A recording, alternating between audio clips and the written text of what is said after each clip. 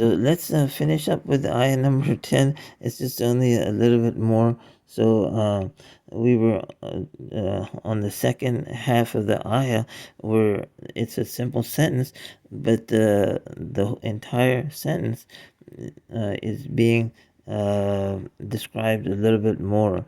Whereas in the first part of the ayah, it was a simple sentence, simple noun sentence, and only the second noun was being described a little bit more.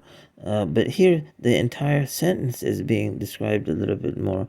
That they have a painful punishment, and the reason for that is that bima, with what, be means with, and ma means what, with what, kanu. Okay, kana, like I had mentioned before, it's a very prevalent verb used in the Quran, where the middle mnemonic is an alif, like we discussed with ada, and just now in the first part of this ayah, zada.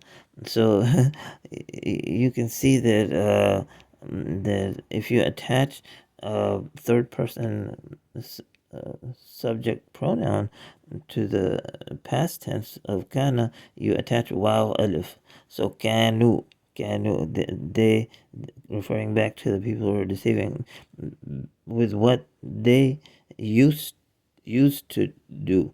Used to, what would they used to do?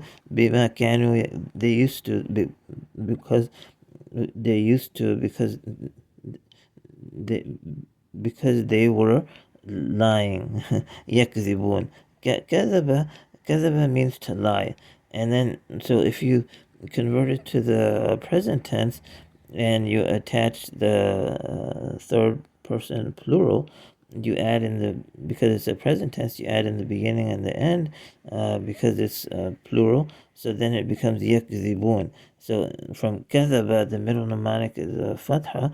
Then when you convert it to the present tense, the middle mnemonic gets a kasra, yakzibun. So from what they used to be lying. So they were, when they were saying that they believe, they were actually lying, because they didn't. Their hearts was a disease, and Allah subhanahu wa ta'ala increased them in the disease, and so they used, so because they had their, in their hearts was a disease, they were lying. They were actually lying that they believed, and so then Allah subhanahu wa ta'ala increased them in their disease, and then they have a painful punishment in the hereafter. So so let's so that's the end of ayah 10. So so then, so these are these 13 the next 13, these next 13 ayahs that are describing the people who are disbelieved, is who are deceiving Allah, is because the thing is about deception is that you have to say something and then fake as if you're doing something else. So when a person does that, then a lot of people can be fooled. So Allah subhanahu wa ta'ala is describing what's going on, so that the believers are not fooled by this type of behavior. And if you notice, a lot of these days, a lot of people fall into this category of deception, especially because of the Hollywood mentality.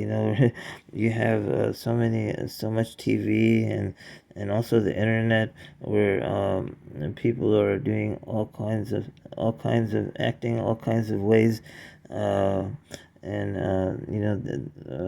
it's being decorated. This type of behavior is being embellished for people, that you can act a certain way and you're actually feeling another way. The whole Dr. Jekyll and Mr. Hyde type of mentality.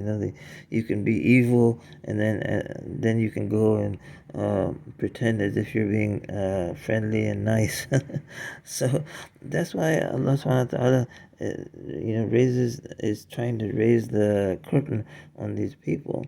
So and then in the next ayah, we'll get in the next couple of ayahs, or several ayahs, we also get into more of the descriptions. So let's stop there.